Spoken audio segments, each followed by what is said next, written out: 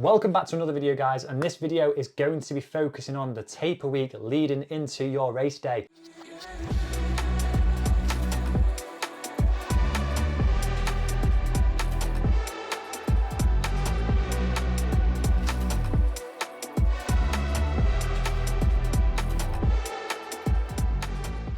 I want to start off this video by talking about carbohydrates. Now, I'm going to literally about to go on a run as well. So this morning I have made sure that I have prioritized the carbs that I am over fats, fiber, and all that other stuff as well, and even protein. I typically after my workout will have the carbs and protein, and then I'll have fats later on in the day. But as for a taper week, you're following very similar principles. We're trying to load the body with glycogen, okay? So your body can typically hold within the muscle about 400 to 500 grams of glycogen, which means there's plenty of room to get more carbohydrates in there throughout the week leading up to race day, and your liver can store about 100 grams of glycogen, okay? Now, obviously, if you've got bigger muscle mass, we're bigger people, everyone varies. So what we do is we have like a rule of thumb where you could either aim for around 7 to 8 grams of carbohydrates per kilograms of body weight. And this means that you have a good idea based on your size how many carbs you need to get in, okay? So it makes it really, really simple. So when we're leading up to race day, I like 2 to 3 days out, I like to start this carb loading process, and I've found it's been very, very beneficial for me. I've been from all ends of the spectrum, from Hyrox, where my first ever Hyrox solos, where I just absolutely hit the wall. And I just needed to quit, but I didn't. I carried on, but I was flagging and I was cramping. I couldn't do anything else, you know. And it was all nutrition, okay? Maybe a bit of conditioning, but the reason for it is 2 weeks later, I had another solos.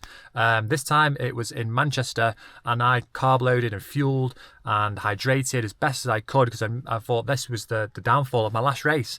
I did that, and I can't tell you how much better my race was. I didn't cramp a single time, and my legs just kept going and going and going, even when my lungs didn't want to. So it was an absolute game changer. So anecdotally, I know how powerful it is. And I like this saying, triathlons and Ironmans, nutrition is the fourth discipline. So yeah, leading into the obviously the back end of the taper week, making sure as well your carbohydrates, so you're not doing anything new.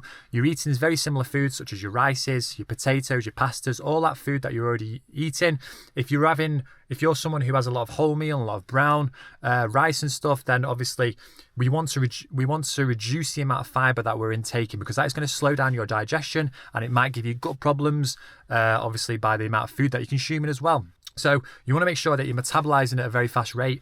This is going to help get those carbs stored as glycogen a lot quicker, because we want it to get through that process, and you'll be ready to go. So effectively, what I like to do with protein is keep it at a moderate level. Remember, we're still going to be training through the taper week. It might not be our full-fledged training block, but we are going to be training just to keep sharp and make sure that we're obviously not completely, legs aren't going heavy and all that other stuff. So we want to make sure that protein is still moderate, and our fats, I would probably say, a little bit lower than usual as well, to account for the extra carbs and the extra calories that you can consume with the carbohydrates. So when it comes to supplements and water intake, I'll go into these two now. Supplements for me, again, it's another thing that doesn't really change. Remember, you don't try new things during the race week or even 3 days out from race day. It's just not a good plan, is it? Let's be honest. With things like beta-alanine, that is something I take very frequently, always just a habit of taking it before my training, because obviously that is a great lactate buffer, but you do need to load that for about 40 to 45 days prior to your race day anyway, so there's no point in taking it. In terms of creatine, you can take that and you will probably feel the effects within 24 hours. So absolutely, if you've not taken that, take that already. It requires you to obviously drink a lot more water on it as well. So making sure hydration is well up there, and obviously all your other vitamins aren't really going to contribute to your fitness levels on race day anyway. But apart from that, hopefully this video has helped you out, because there's a few nuggets there. One thing which I've always I've started to change as well is my hydration strategy on race day leading up to it. In the morning, a lot of people find they need to go and pee a lot. Now, for me, I feel like that's just panicking, because people have hydrated so much in the morning, drinking bottles and bottles of water, and thinking they need to hydrate ready for this exercise we're about to do, okay?